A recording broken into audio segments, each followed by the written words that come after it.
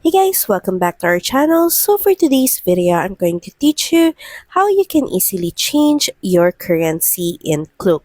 So first head over and launch your Klook app. Then next at the bottom right corner of your screen, click on account.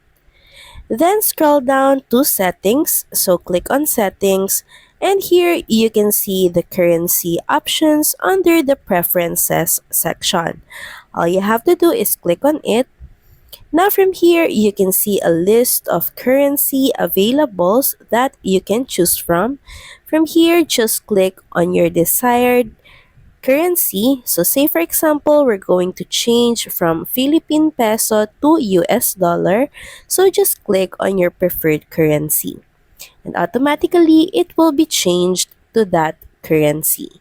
So that's pretty much it. Thank you very much for watching this video, and I'll see you again on the next one. Bye!